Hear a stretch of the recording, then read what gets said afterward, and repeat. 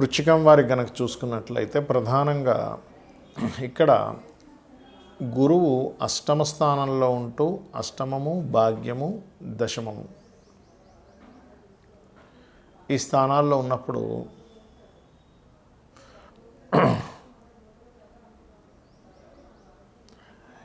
ఈ కాంబినేషన్ ఏదైతే ఉందో అష్టమ స్థానంలో ఉండేటువంటి గురువు ఎటువంటి ఫలితాలు ఇస్తాడు, పాజిటివ్ అండ్ నెగిటివ్ రెండూ ఉంటాయి.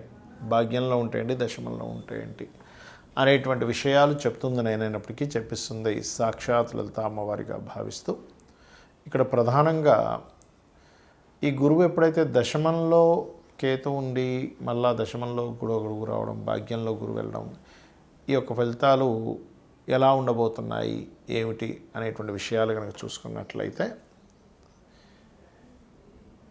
ఈ గ్రహం అష్టమంలో ఉన్నందుకు మొట్టమొదటిగా వృశ్చికం వారికి మొదటి 8 నెలలు అంటే దాదాపుగా మనకి మార్చి నుంచి అంటే ఉగాది మార్చిలో వస్తే కనుక అక్కడి నుంచి చూసుకున్నట్లయితే జూన్ 1వ తేదీ వరకు మిథునంలో ఉంటాడు. కాబట్టి మిథునంలో ఉన్నంత కాలము కూడా కాస్త మీడియేటింగ్స్ ద్వారా కొంత మనీని ఇస్తూ కొన్ని ఇన్సూరెన్సెస్ రిలేటెడ్ కొన్ని ఆకస్మిక సంఘటనలు కూడా జరగడానికి ఆస్కారం ఉంటుంది. అక్కడ భాగ్యస్థానంలో గురువు మనకి జూన్ 2 నుంచి అక్టోబర్ ఎండింగ్ వరకు ఉన్నందుకు కాస్త దూర ప్రాంతాలకు వెళ్ళేటువంటి విషయాల్లోని మరియు అదేవిధంగా గమనించినట్లయితే కాస్త దూర ప్రాంత ప్రయాణాలు, బ్యాంక్ ట్రాన్సాక్షన్స్, జర్నీస్లో ముఖ్యంగా ఏదైనా వస్తువుల విషయంలో కొంత జాగ్రత్త పడుతూ ఉండాలి. ఇక దశమస్థానంలో గురువు ఉద్యోగ అవకాశాలు ఇస్తూ ఉద్యోగంలో అందులో ముఖ్యంగా గవర్నమెంట్ ఎంప్లాయీస్కి కొంత మార్పులు ఇస్తున్నాడు. అక్కడ ప్రైస్ మార్పులు, ఇల్లు మార్పులు లాంటివి ఇస్తూ ఉంటాడు. కాబట్టి ఈ జాబ్ రిలేటెడ్ సంబంధించిన విషయంలో కొద్దిగా చూసుకుంటూ మీరు ఓం మాణిక్య మకుటాకార జానుద్వయ విరాజితాయ నమః చేసుకున్నట్లయితే అన్ని విధాలా బాగుంటుంది. 3 రాసులు గురువు మారేటప్పుడు మీరు చూసినట్లయితే పోయిన సంవత్సరం కూడా మారడం వల్లనే మనకి ఈ ఉగాది రాకముందు నుంచే ఏదైతే ఈ యుద్ధాలు కానీ ఇవన్నీ మనం లాస్ట్ టైం కూడా చెప్పుకున్నాం, అంతా గందరగోళం ఉంటుంది, గొడవలుగా ఉంటుందని. మనకి శాస్త్రంలో గురువు కనుక 3 రాసులు మారితే యుద్ధాలు రావడము, అది కాకుండా ఇప్పుడు వాయుతత్వ రాసుల్లో వచ్చినందుకు టోర్నడోస్ అంటారు చూడండి, సుడిగాల్లో గిర్రం తిరుగుతూ ఉంటుంది, వాయువు సంబంధించిన. సో వాయు సంబంధించినటువంటి ఇబ్బందులు వస్తూ ఉంటాయి, గుర్తుపెట్టుకోండి. ఉగాదికి ముందు నుంచే ప్రారంభం అవుతుంది అది. సో ఆ వాయు సంబంధించినటువంటివి మొత్తం ఒక సుడిగాలులా తిరగడం లాంటివి జరుగుతాయి, గుర్తుపెట్టుకోండి. ఎప్పటి వరకు? ఈ జూన్ 1వ తేదీ వరకు మిథున రాశిలో గురువు ఉన్నంతకాలం. మిథున నుంచి ఎప్పుడైతే కర్కాటకంలోకి వెళ్తాడో ఇక్కడ ఏంటంటే మీరు గమనిస్తే ఇక్కడ సముద్రంలో జరిగేటువంటి కొన్ని ఆటుపోట్లు కానివ్వండి, వాటర్ రిలేటెడ్ మూలంగా, వర్షపాత సంబంధంగా ఇట్లాంటివన్నీ పెరుగుతూ ఉంటాయి. ఇక దాని తర్వాత గమనించుకున్నట్లయితే సింహరాశిలో గురు సంచారం, దానికంటే ముందు ఇంకా సింహానికి వెళ్ళకముందు నుంచి కూడా దీని ప్రభావం ఉంటుంది. రాజుల మీద, రాజ్యాల మీద, ఇప్పుడు కాలంలో తీసుకుంటే సీఎంలు, పిఎంలు, ప్రెసిడెంట్లు వీళ్ళ మీద ఎఫెక్ట్ పడనుంది, గుర్తుపెట్టుకోండి. అయితే ఇది ఒకటేనా అంటే ఈసారి మనకి ఈ సంవత్సరం రావడం కూడా, ఈ కొత్త సంవత్సరం కూడా కాలసర్ప యోగంలో వస్తుంది. అలాగే మరొక విషయం ఏంటంటే ఇక్కడ గమనించినట్లయితే ఈ యొక్క గ్రహస్థితి ఏదైతే ఉందో, ఈ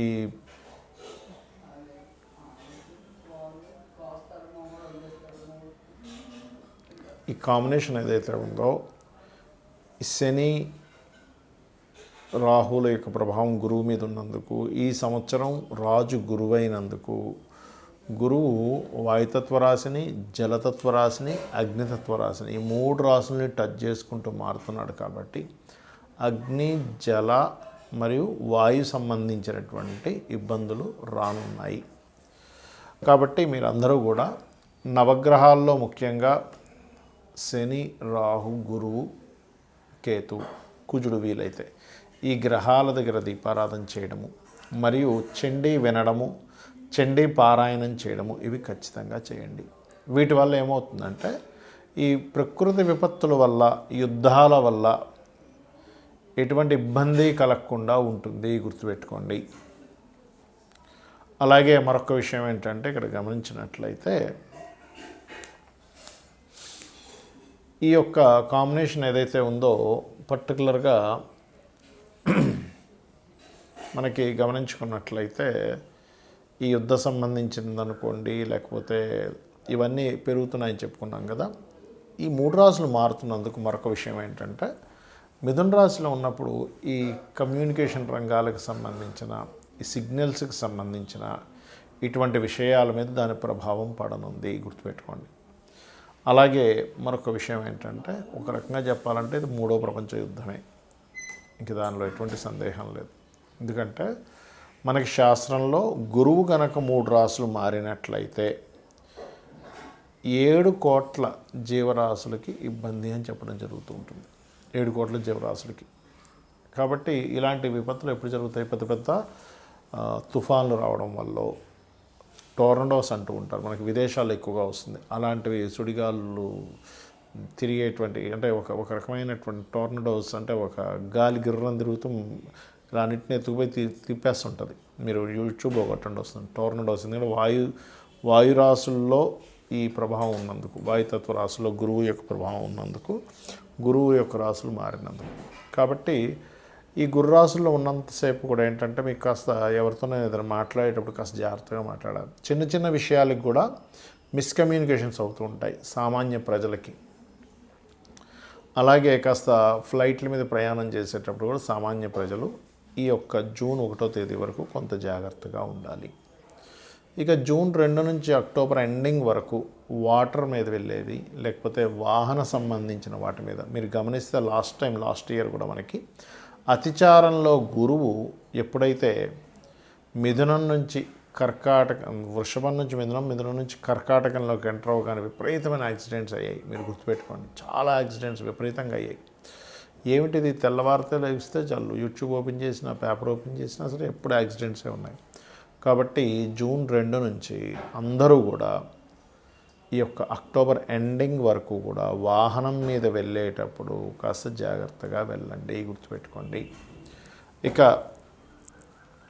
మరొక విషయం ఏంటంటే ఎప్పుడైతే ఈ సింహరాశిని కూడా టచ్ చేస్తున్నాడో గురువు యొక్క స్వరూపాలు మారాయి. కాబట్టి మనం ఇందాక చెప్పినట్టుగా నాయకులు, అలాగే కొంతమందికి వాళ్ళ హార్ట్ రిలేటెడ్ సంబంధించినవి, అంటే బీపీస్ అవి ఎక్కువగా ఉండే హార్ట్ రిలేటెడ్ ఇష్యూస్ ఉంటాయి కొంతమందికి. అటువంటి వారు ఖచ్చితంగా ఈ సింహరాశిలో, అంటే ఆల్మోస్ట్ నవంబర్ నుంచి, అక్టోబర్ నుంచి దాని ప్రభావం ఉంటుంది. అక్టోబర్ నుంచి మరలా నవంబర్, డిసెంబర్ ఆ మాసాల్లో కూడా కొంత హెల్త్ పరమైనటువంటి విషయాల్లో కొంత జాగ్రత్తగా ఉండాలి. బికాజ్ ఆఫ్ దీని యొక్క ప్రభావం ఈ ఒక్కరోజుతో పోదు, సంవత్సరం 3 నెలలు ఉంటుంది. దీని మూలంగా ఎప్పుడైతే అగ్ని, వాయువు, జలము, అగ్ని ఈ 3 సంబంధంగా ఎప్పుడైతే ఇదవుతుందో ఇది 3 రాశులు మారుతున్నందుకు ఇది 3వ ప్రపంచ యుద్ధానికి దారితీస్తుంది. కాబట్టి సామాన్య ప్రజలు ఇబ్బంది కలగకుండా ఉండాలి. కాబట్టి మీ యొక్క ఇష్టదైవాన్ని తలుచుకోండి, అన్ని విధాలు బాగుంటుంది. శ్రీమాత్రే నమః.